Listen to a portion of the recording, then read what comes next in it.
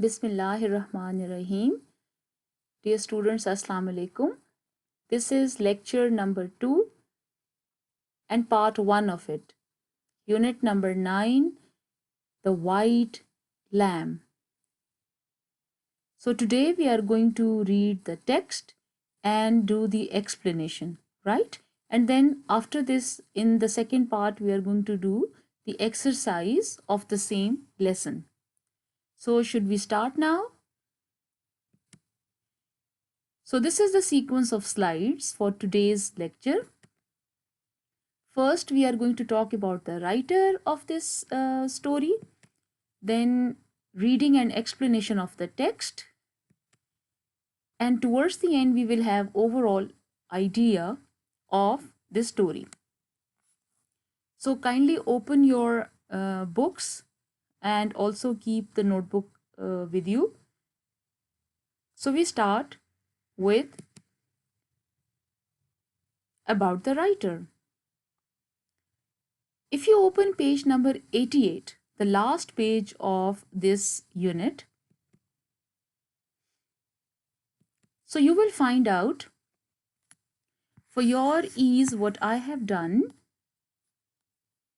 that I have written the meanings or anything that requires explanation over here so that you can note down. मैंने आपकी आसानी के लिए अल्फाज के मीनिंग्स और जो भी कोई और इन्फॉर्मेशन है उन्हें पेन से लिख दिया है इन पेजेस के ऊपर ताकि आप लोग नोट कर सकें.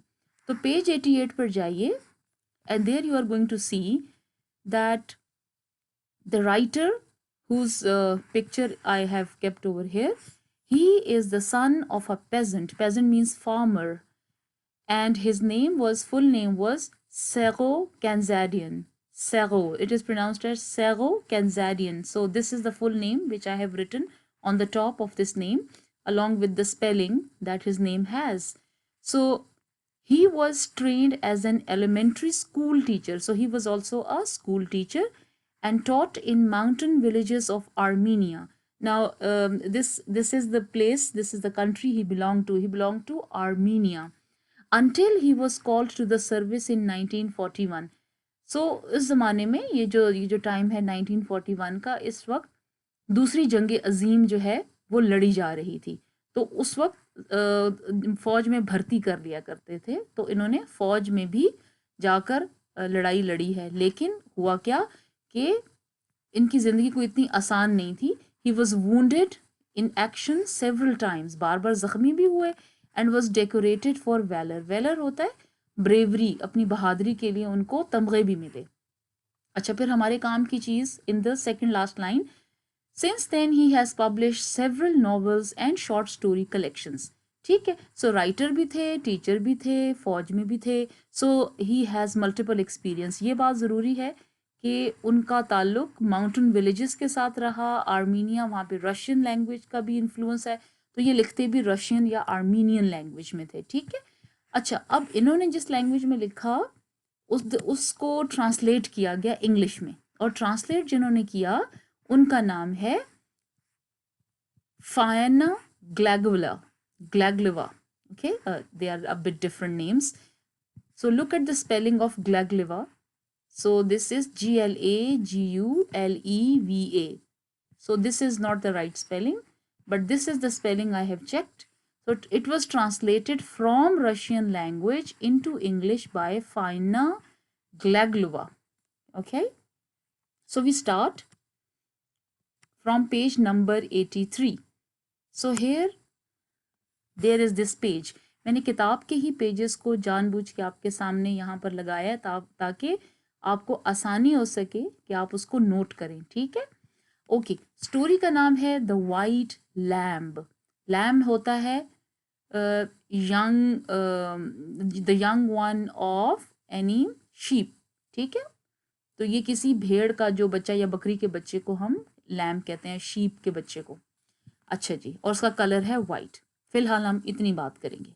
Now we start the story. आपने जहन में रखना है कि as I had told you कि अगर कोई शॉर्ट स्टोरी या स्टोरी होती है उसकी हमेशा उसके डिफरेंट फीचर्स होते हैं, जिसमें सेटिंग होता है, कैरेक्टर्स होते हैं, उसके अंदर हमें पता चलता है कि उसका ओवरऑल उसका प्लॉट क्या है, ठीक है, और ये सारी बातें आपने नोट करनी होती हैं।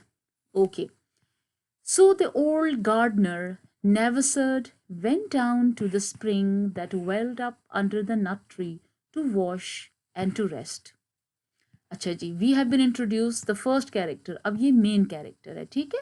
तो मेन कैरेक्टर जो है वो गार्डनर हैं, गार्डनर का मतलब है माली, और उनकी एज जो है वो ज़्यादा है, वो ओल्ड है। And he goes to the spring, spring होता है नेचुरल वाटर सोर्स, जो कि चश्मा जिसे हम कह सकते हैं, that welled up, welled up का मतलब होता है filled, filled up under the nut tree to wash and to rest. अब वो वहां पे जाते हैं, तो इससे हमें पता चलता है कि ये कोई ऐसी सेटिंग है जहाँ पर चश्मा भी है, जहाँ पर ट्रीज भी हैं, ठीक है। And he is a gardener. अब इनकी नौकरी क्या है कि ये गार्डनर हैं। No sooner had he bent down to let the cool water splash on his sunburned face then he heard the team leader calling him. अब एक और कैरेक्टर इंट्रोड्यूस हुए, अभी ये बताना चाह रहे हैं कि when he was about to wash his face, जो कि धूप में, ज़रा आपको पता है काम करके थोड़ा सनबर्न का मतलब यही होता है कि धूप में जो जल जाता है फेस, तो वो अपने ऊपर पानी ऐसे फेंकने ही लगे थे। Splash, water splash on, splash is a onomatopoeic word, ये पानी की आवाज़ जो होती है उससे है। Then he heard the team leader calling him, तो उनके टीम लीडर की आवाज़ आई ना। टीम लीडर वो होता है जो जो काम आपको कहता है कि ये काम करना है, तो वो उसे क्या कहता है, hey Nevsard hurry, your son Arshak is back. Now it is another character, ठीक है। अब ये एक और मेन कैरेक्टर है, दो मेन कैरेक्टर अभी तक हैं, नेवसर्ट और अर्शक। सो उसको आवाज देता है जोर से ना, हे यहाँ जल्दी जल्दी आओ, तुम्हारा बेटा वापस आ गया। What, the old man said excitedly. अब हमें पता चलता है कि ये अपने बेटे के लिए बहुत ज़्यादा एक्साइटेड है, इसका बहुत ज़्यादा खुश है। And then straightened up with difficulty, क्योंकि बूढ़ा है, ज़ाहिर है मुश्किल से खड़ा होता है। He rushed back up to where the man was standing with an agility surprising for his years. और फिर भागता हुआ जाता है, और फिर हमें बताते हैं कि जो टीम लीडर की तरफ भागता हुआ जाता है, और जो कि टीम लीडर काफ़ी एक्टिव सा बंदा होता है, right. What did you say, when did he come, where is he. अब देखिए कितने रैपिड क्वेश्चंस कर रहा है, क्योंकि he can't wait to see his son. वो कहते हैं मैं देखूं तो सही, अब इसलिए वो बहुत ज्यादा एक्साइटेड है, इसलिए तेज तेज सवाल कर रहा है।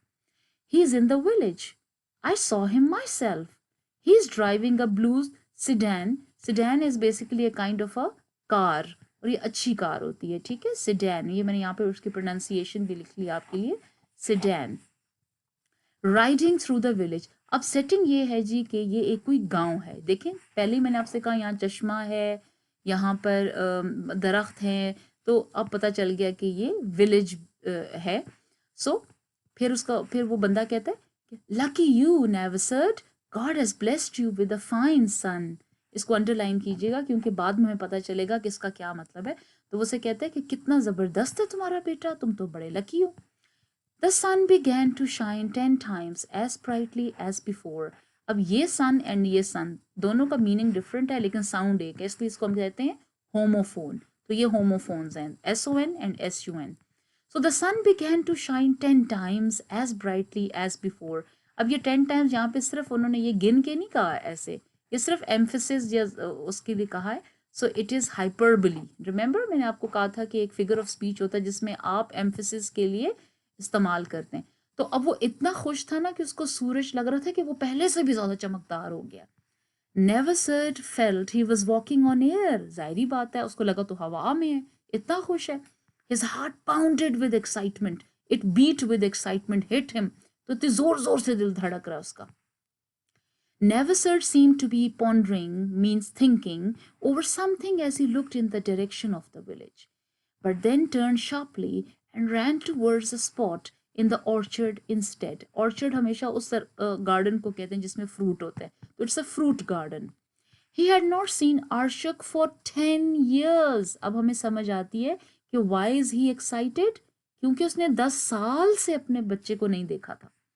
Each year he would look at the road hopefully and wait. He had waited patiently. बड़े सब्र से उसने वेट किया था. And now at long last, at long last एक इडियम है जिसको हम इसी तरह से इस्तेमाल करते हैं। इसका मतलब होता है आफ्टर अ लॉन्ग टाइम या finally. He would see him, Arshak had come at a good time. क्यों? इसलिए कि fruit in orchards had ripened and he was still hale and hearty. And hale and hearty का मतलब होता है active. सो अच्छा time था जब वो वापस आया। Now Neversert had no living relatives left in the village. अब हमें थोड़ा सा नेवसर्ट की लाइफ के बारे में और भी पता चलता है। His had not been a happy life. अब हमें ये भी पता चलता है कि his life was not a happy life. Question आ सकता है आपको कि क्यों उसकी लाइफ हैप्पी नहीं है। उसकी इसलिए हैप्पी नहीं है that he had never had any children of his own and his wife had died many years before. His brother and sister-in-law had died of hunger during the war, leaving an only son, Arshak. अब यहाँ पे कुछ और situation हमें पता चलती है कि अर्शक उसका अपना बेटा नहीं होता। He is the son of his dead brother. और देखिए ये भी बताया कि ये जो जंग है ये कितनी बुरी चीज है कि इसकी वजह से ये इफेक्टेड है। अब आपको तो असल में भी राइटर जो है वो जंग के बारे में उसको पता है, तो यहाँ पे भी जो उसने कैरेक्टर्स बनाए हैं उनका भी जंग वाला पीछे उन्होंने उसकी बैकग्राउंड बनाया। सो वो जंग में भूख से मर जाते हैं। तो देखें जंग किसी इस तरह मसलों का हल तो नहीं होती ना, तो इस वजह से ओके। देन ही रिकॉल्ड, फिर उसको याद आता है क्या, that the largest of the watermelons, watermelons का मतलब तरबूज, had ripened under the huge mulberry, यानी शहतूत के दरख्त के नीचे उसको याद आता है कि बड़े ज़बरदस्त वाटरमेलन वहाँ पर लगे हुए हैं। He cut its stem, wipe the silvery dust from. अच्छा अभी हम थोड़ा सा रुकते हैं and we get to the main points. ठीक है, main points of this lesson. तो इसमें इस पेज के ऊपर क्या इंपॉर्टेंट बातें हैं कि introduction of the main characters जिसमें नेवसर्ड एंड आर्शक है, and then setting and situation में हमें पता चलता है, अभी हमें आगे पता चलेगा कि it's autumn, it's a mountainous region, he is excited to hear the news of sons coming back and waiting and preparing for meeting. इसमें मेन पॉइंट्स अब ये हैं। ठीक है, now we get to page number 84।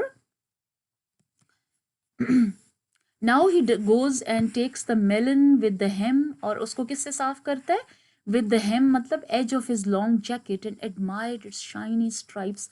अच्छा पाकिस्तान में जो melons होते हैं, वाटर मेलन यानी तरबूज, they are usually they don't have the stripes, उस पर लाइन्स नहीं होती हैं, लेकिन there are other varieties in the world, they have lines on them and they are light color, light green से होते हैं और ऊपर ऐसे dark dark सी lines होती हैं। ठीक है, my Arshak loves watermelons, देखिए कहते हैं my Arshak, कितना मतलब he loves his son a lot.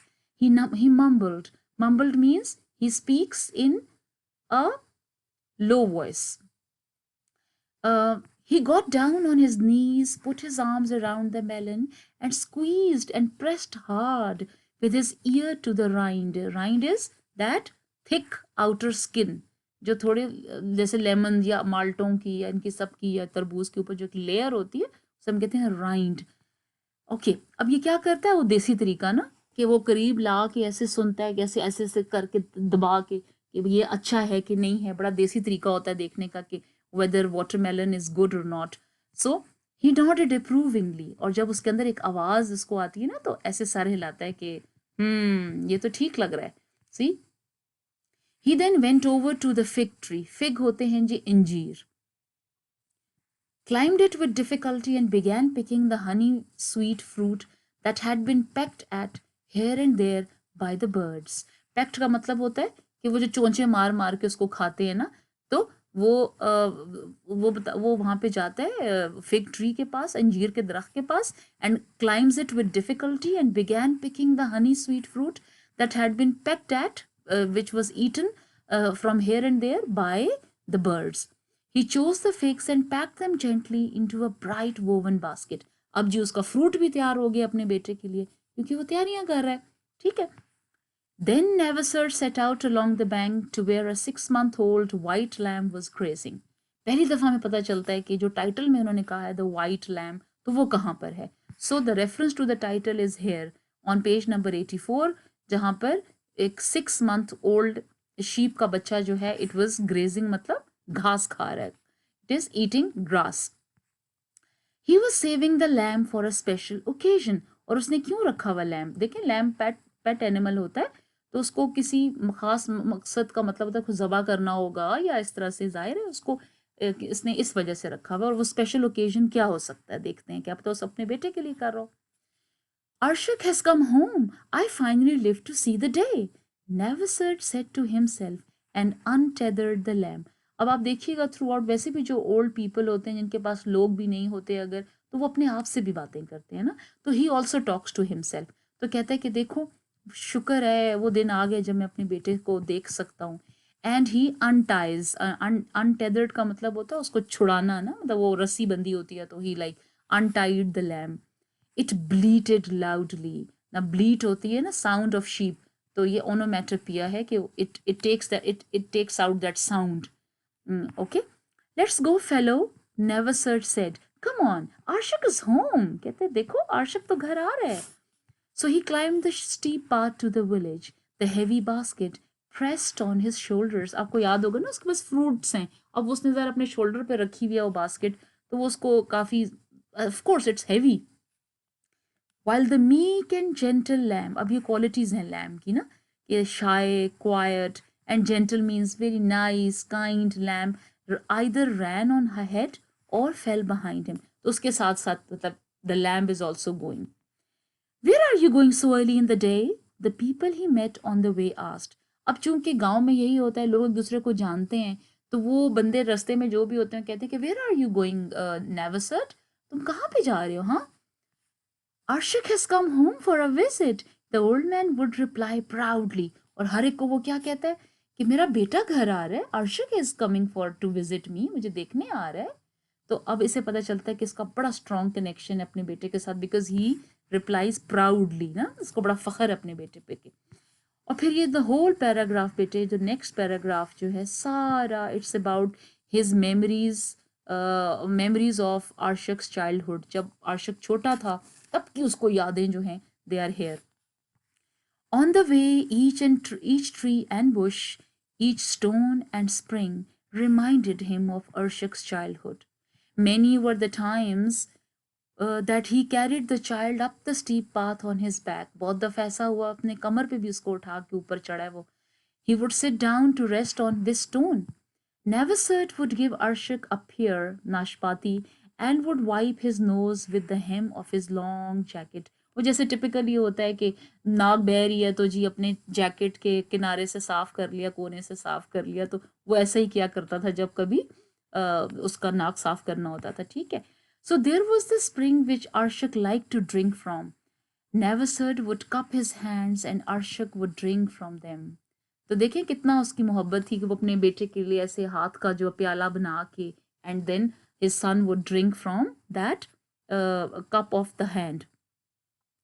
Here was the small orchard. The tree will still bore fruit abundantly. Bore का मतलब यहाँ पर हो गया had.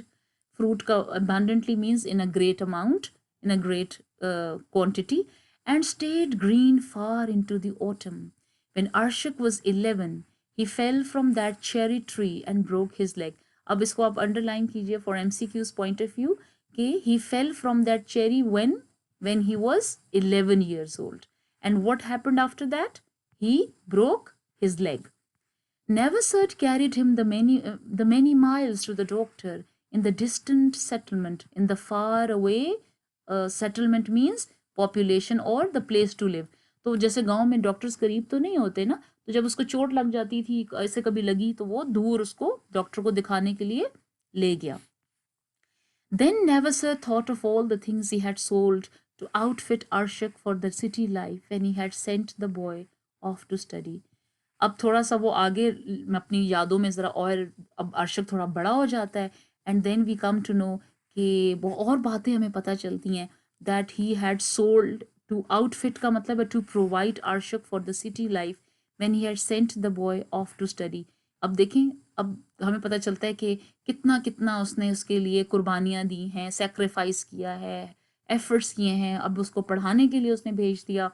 It had been a long stretch, long time, but Arshak graduated from the university.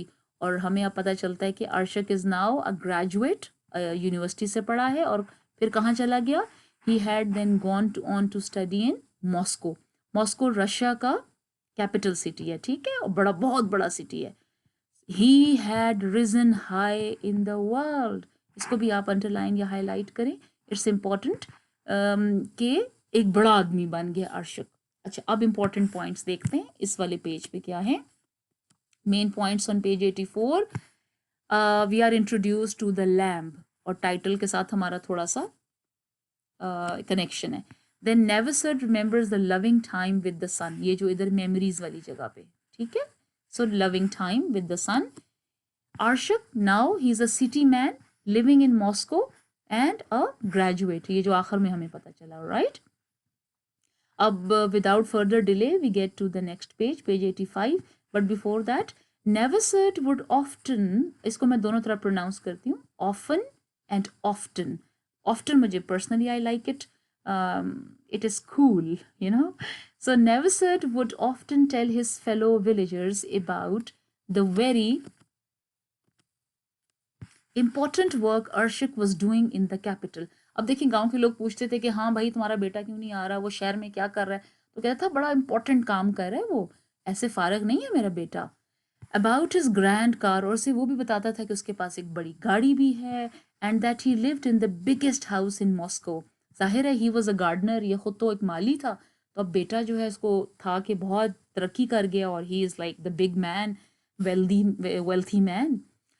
The old man was in a hurry to reach the village. अभी ये सब सोच भी रहा है साथ साथ. And he was walking. अब पहुंच जाता है जी अपने गांव में, अपने घर में, ठीक है. The meek and timid lamb followed on his heels. और पीछे पीछे कौन आ रहा है जी? The shy. इन दोनों का मतलब एक ही है. Meek and timid, they are actually the synonyms. ठीक है, same meanings है इनके. उसके पीछे पीछे आ रहा है.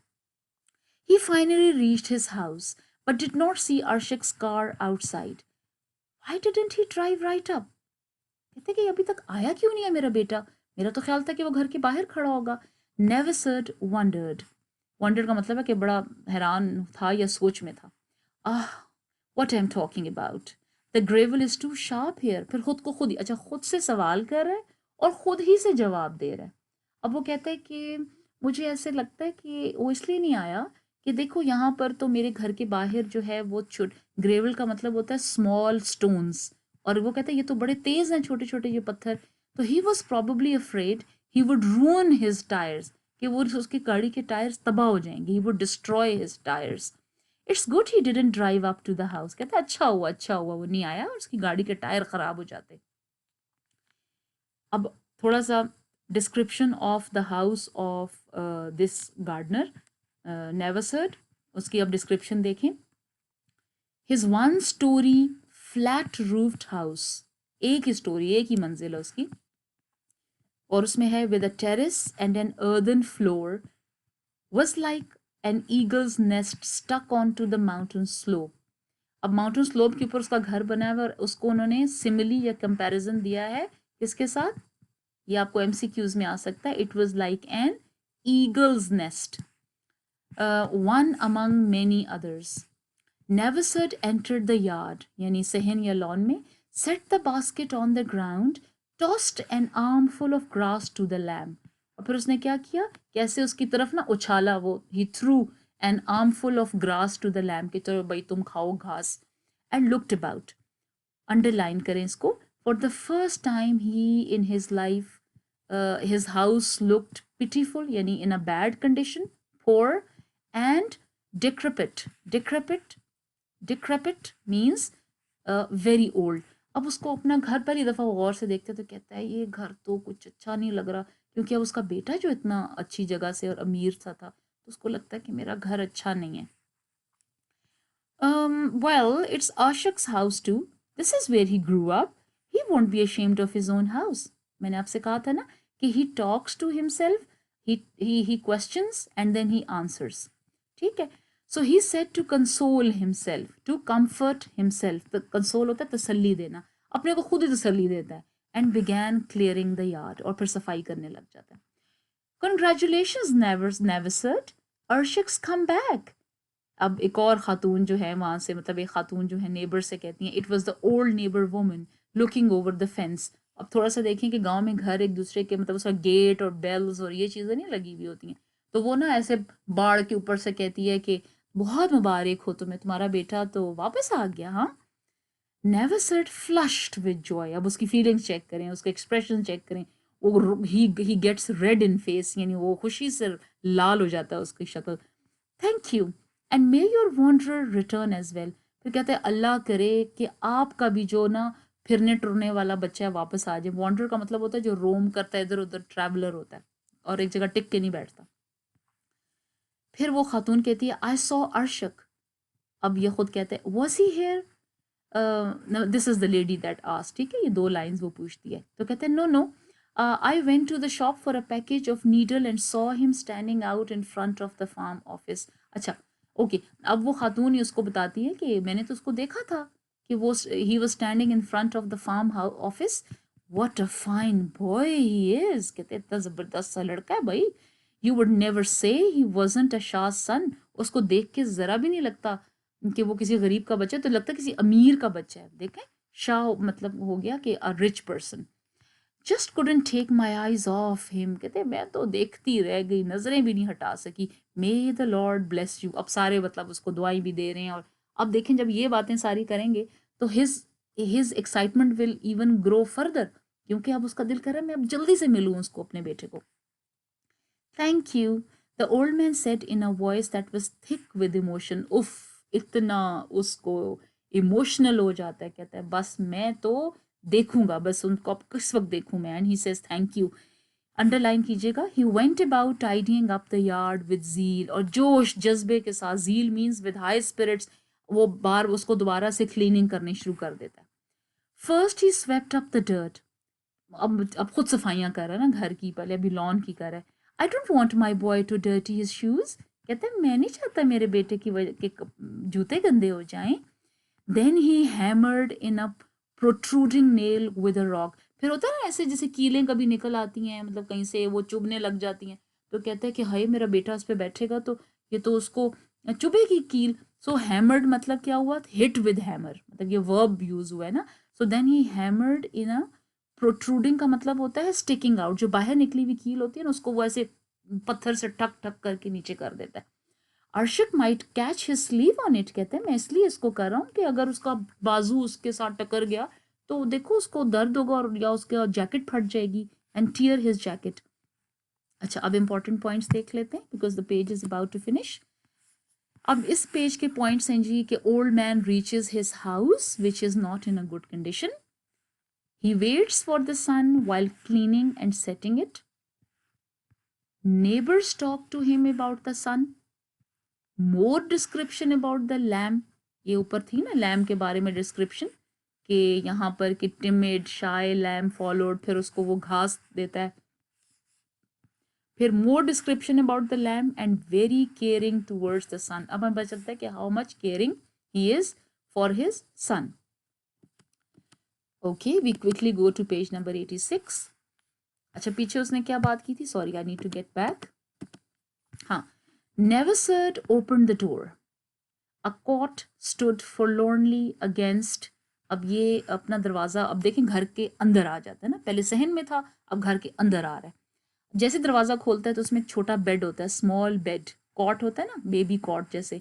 स्मॉल बेड स्टूड फॉरलॉर्नली, यानी कि एक अकेली पड़ी होती है वो कॉट, दैट बेबी बेड।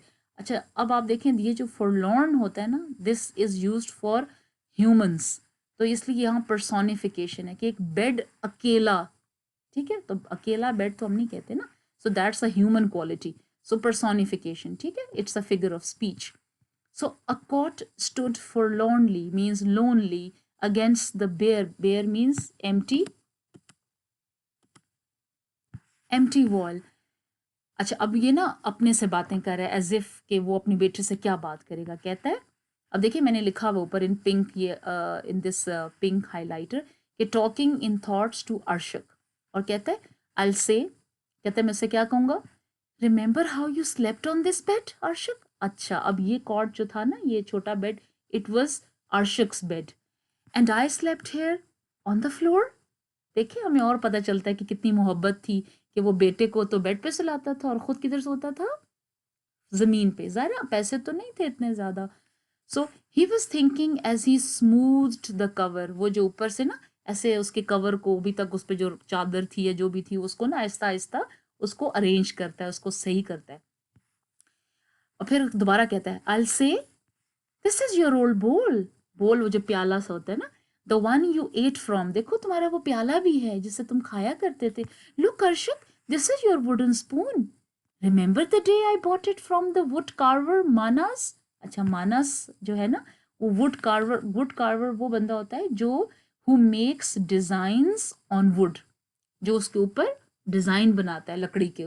ठीक है, तो ये लकड़ी, वो कहते हैं कि मैं ये तुम्हारे लिए जो मैं वुडन स्पून लाया था याद है, कि मैं उस Manas was this wood carver, और उससे मैं लेकर आया था। And you were very angry, you were angry, क्यों तुम उस वक्त गुस्से में थे? Because there was no design on it.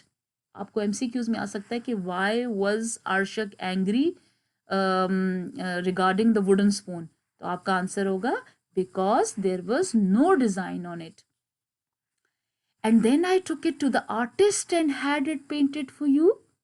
अब आप देखें कितना एफर्ट्स है, कितना सेक्रीफाइस, मोहब्बत, सब कुछ इस इन लाइंस में है। Conversing thus, conversing means talking like that, in thought with Arshak. He went out for the spring. Spring means that chashma.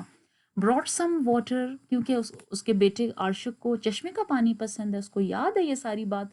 So he brought some water and sprinkled होता है कि he threw in little amount, यानी उस पे छिड़का, terrace पे, yard पे, sorry, lawn, the terrace and the floor inside. Then he began to sweep. अब ये देखें ये सारी प्रेपरेशंस चल रही हैं, मैंने इधर लिखा हुआ है पिंक कलर से कि नेवसर्स प्रेपरेशंस, क्योंकि एक पीछे क्वेश्चन है एक्सरसाइज में कि उसकी तैयारियों के बारे में बताएं कि how much he prepares and what sort of preparations he makes. Once again the old neighbor's woman's head appeared over the fence. आपको पता है ना, खवातीन थोड़ी होता है उनको कि ज़रा पूछती रहती हैं, ज़रा उनके अंदर एक एक्साइटमेंट होती है कि अच्छा जी ये अब क्या चल रहा है, क्या चल रहा है। तो again the same old neighbour woman she appears from the fence. Never said, do you know that Arshak has gone over to the chairman's? अच्छा अब इसको सारी खबरें है ना, मतलब ये ज़रा बाखबर किस्म की खातून है। तो ये कहती है कि तुम्हें पता है कि वो चेयरमैन के ऑफिस चला गया, तो या चेयरमैन की तरफ चला गया, मतलब उस इलाके का जो चेयरमैन होगा। कहते हैं no, when did you go there? तो कहते हैं just before you got back.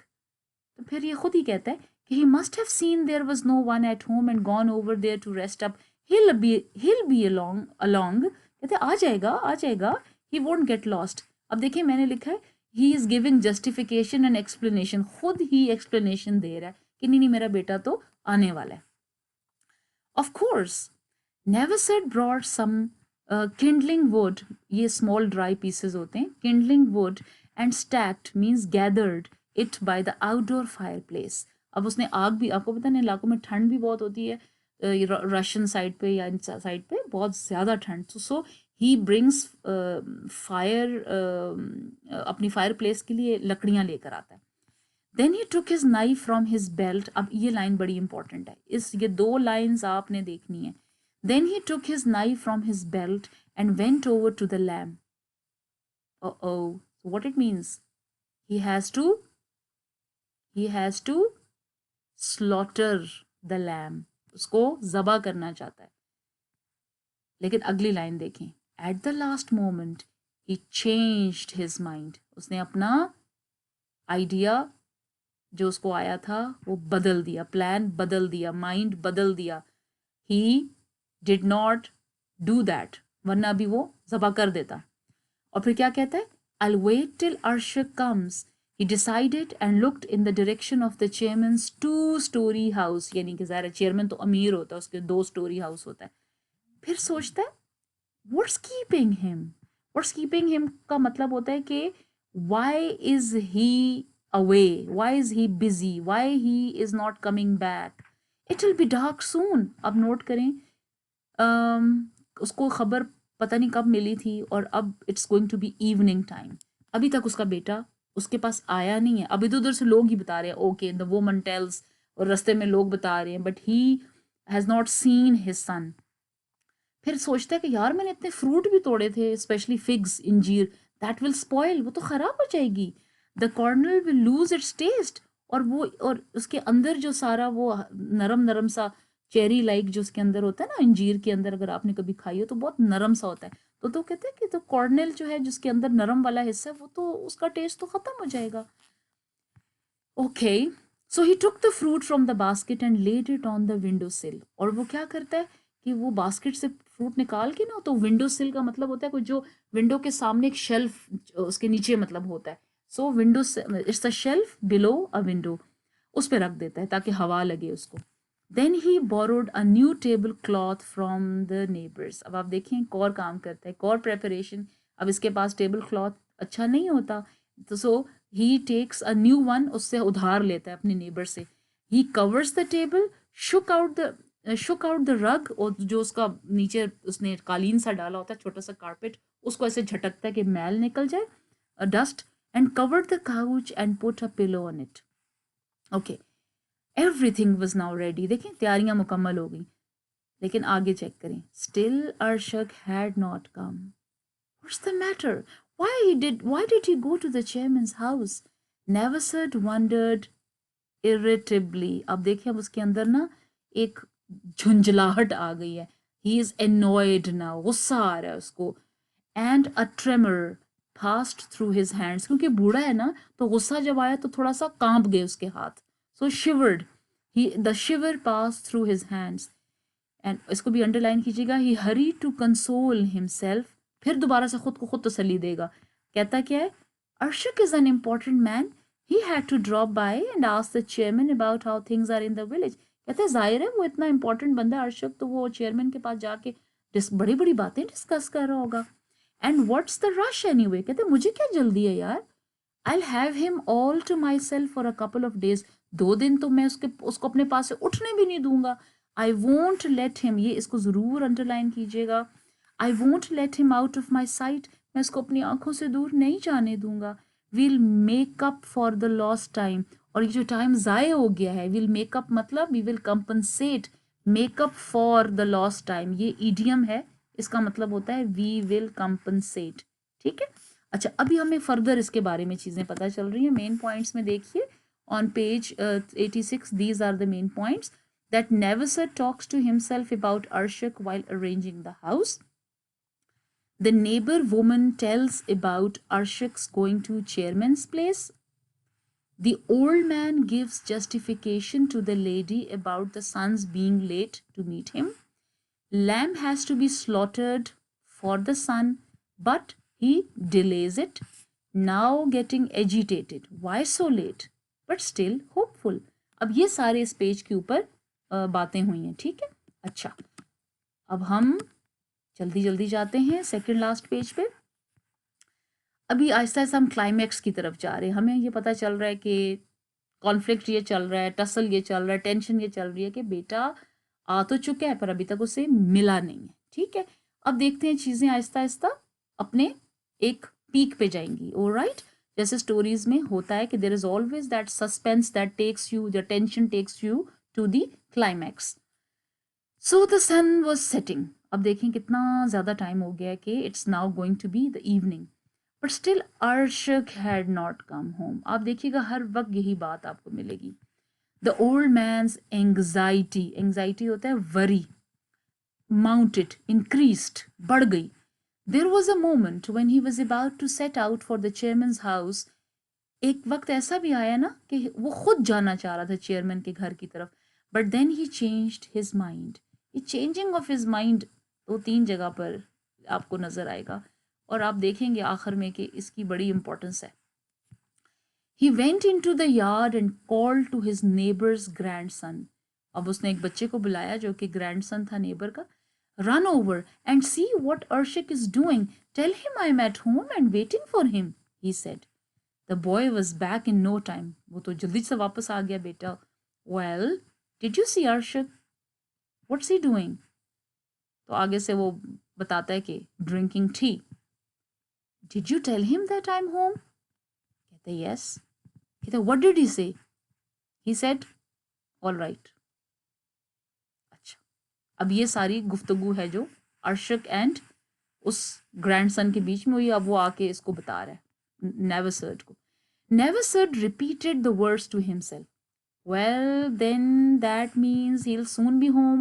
I'll start the fire for the shashlik. Meanwhile, dish कहता है यार ऐसा करता हूँ कि जितनी देर में वो आता है ना, इसका मतलब है कि वो बस आने वाला है ना, because he is taking tea, और उसको तो पता भी चल गया कि मैं उसे बुला रहा हूँ. तो ऐसा करता हूँ कि शाशलिक जैसा एक डिश होती है, तो वो कहते हैं मैं उसके लिए जो है आग जला लेता हूँ. He had a good fire going in the fireplace. Then he set to cleaning the skewers, वो जो होती हैं सीखें सी जिसमें उसने चढ़ा लगाना होता है ना, इस शाशलिक की स्टिक्स बनानी होती हैं. So he went back into the house, wiped the dust off the lamp and sat down at the table to wait. अब ये डाइनिंग टेबल के ऊपर बैठ के वेट करता है उस डाइनिंग टेबल पे. The time dragged on endlessly. अब ये बहुत मतलब दुखी दुखी सी लाइन्स हैं. सो टाइम ड्रैग्ड ऑन एंडलेसली. ऐसे लग रहा था कि वक्त जो है ना वो बस वो धक्के लग लग के गुजर रहा है, मतलब गुजर ही नहीं रहा है. बिकॉज वेट, असल में जो बेटे जो वेट है ना ये बहुत मुश्किल होता है. So he has been waiting for such a long time. पहले 10 साल वेट किया है, और अभी उसको जब ये पता चला कि बेटा इज़ इन द विलेज, तो अब तो देखें it's very difficult for him to sit down.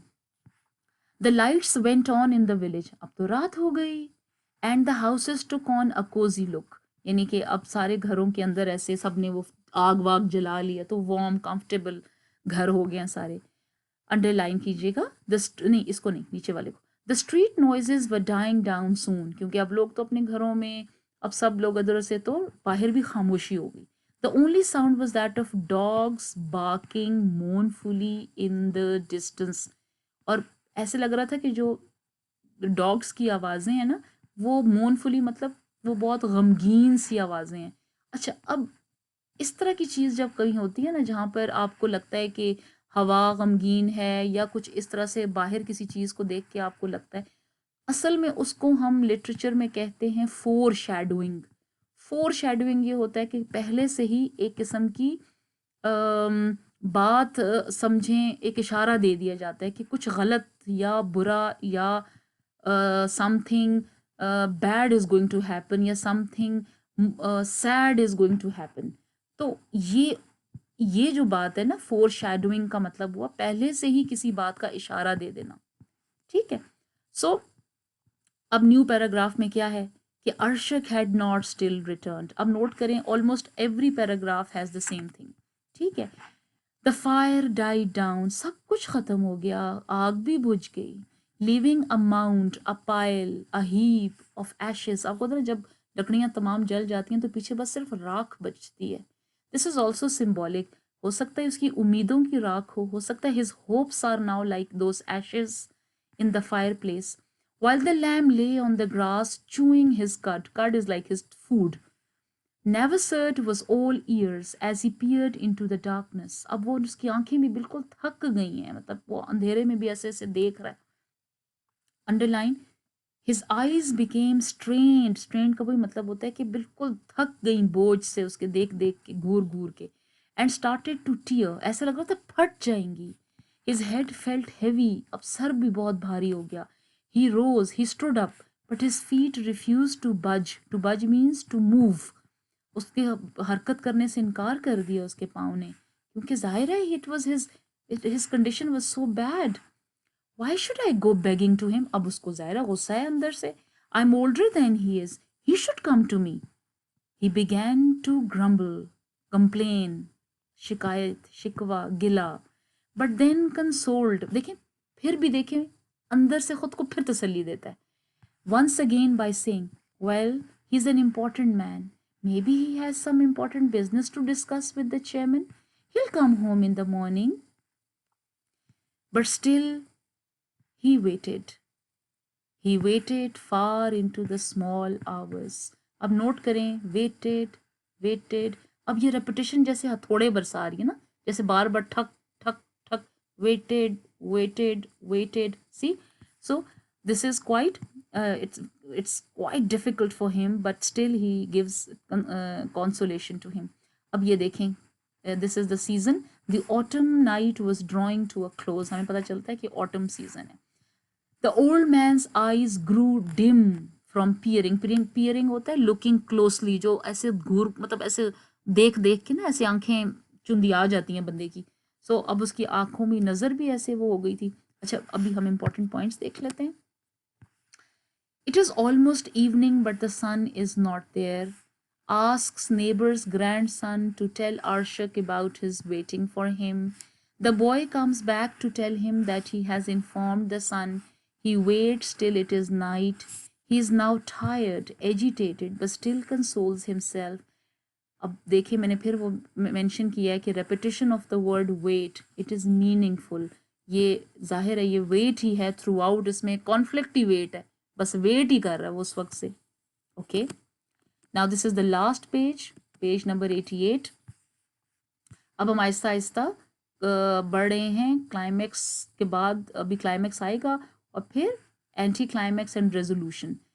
And then he peered intently, intently होता है बहुत गौर से, into the darkness. Slumber gradually lulled him to sleep at the table.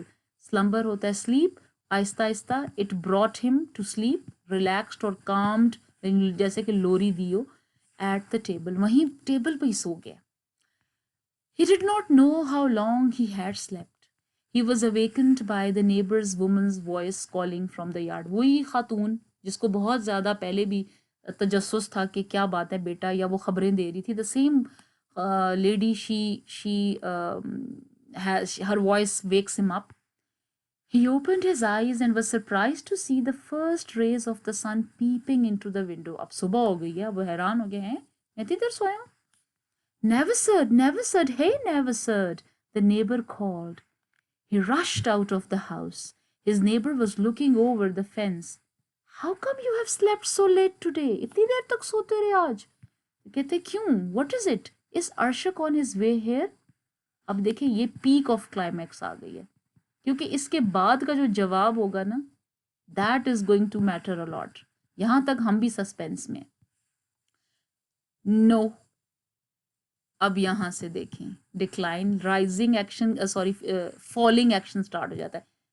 यूं एंटी क्लाइमैक्स आता है. नो, ठीक है. She said and shook her head. सारी तैयारियां, इतना कुछ किया. Your Arshak is leaving, look at the road, see this. अब ये एक बम फोड़ा इस खातून ने उसके ऊपर.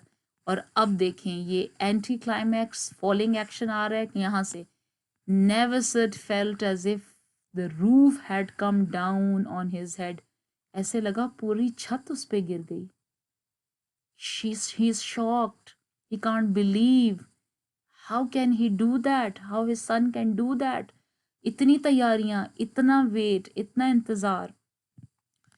He ran over to the low shed and climbed to the roof. और ऊपर फौरन भाग के रूफ पे चढ़ के देखता है. और क्या देखता है बेटे?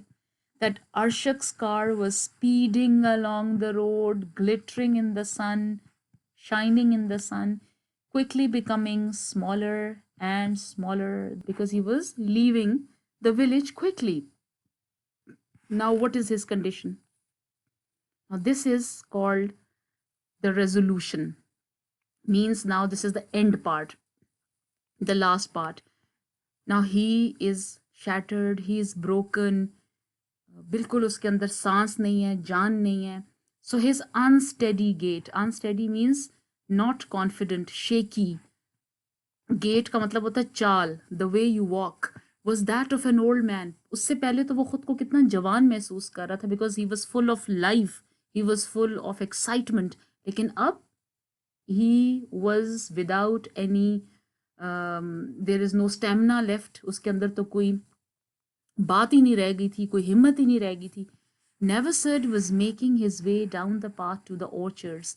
His eyes that stared at the ground seemed to have become sunken. ऐसे लगा कि उसकी आंखें अंदर धंस गई हैं, have become hollow. It is because एक तो उसकी इंसल्ट भी हुई इस तरह से, और दूसरा उसको बहुत ज़्यादा शॉक लगा.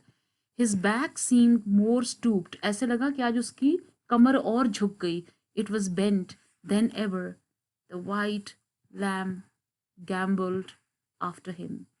Gamble, देखें ये आखिर में किधर ख़त्म किया है, जिस तरह से टाइटल था कि जो लैम था वो उसके साथ उसी तरह जंप्स लगाता हुआ उसको उसको फॉलो कर रहा था, उसी तरह से हंसी खुशी से, जैसे कि उसको कोई इस बात से फ़र्क नहीं पड़ा.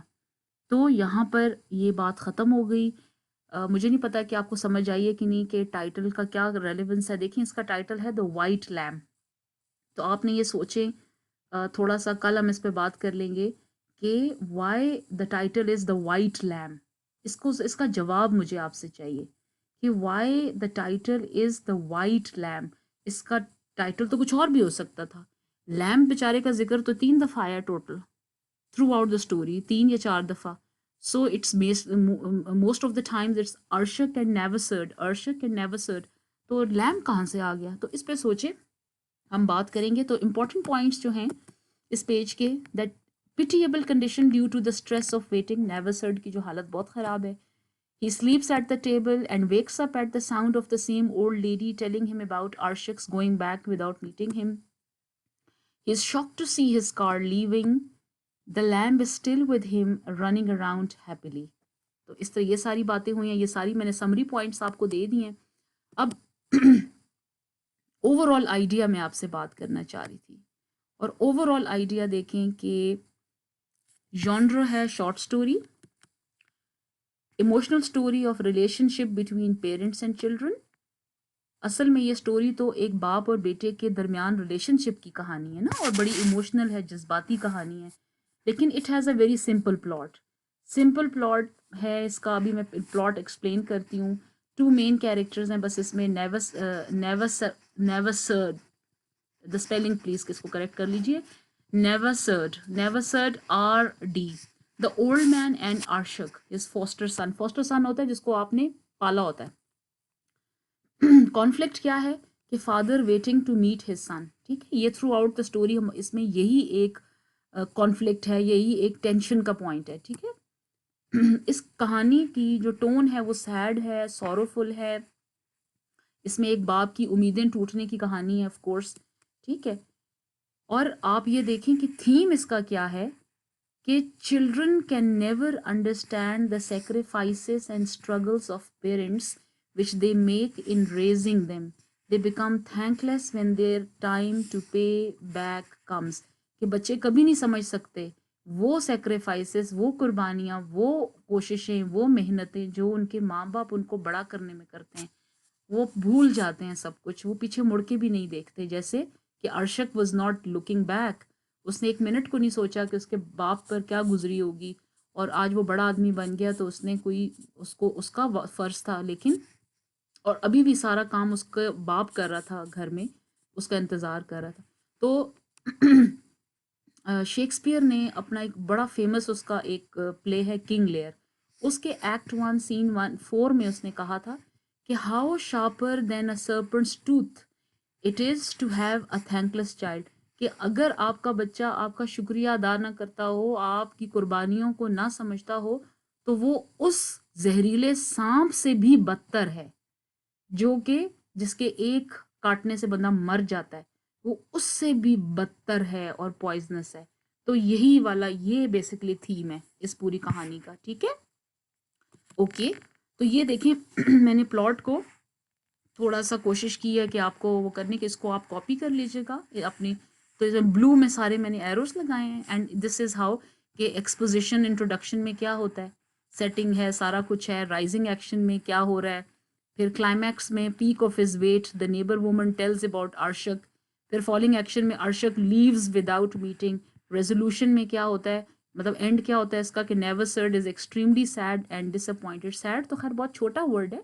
He was totally heart broken. उसके पीसेज हो जाते हैं. अगर कोई देख सके तो उसकी जज्बात के उसके अंदर जो ऐसे वो पीसेज वो टूट चुका है. So this is how it is, right. So लंबा लेसन था, कोशिश तो की है इसको पूरा करने की. जो आपको समझ नहीं आई तो यू कैन आस्क मी. तो हम इंशाल्लाह we will do in the next one.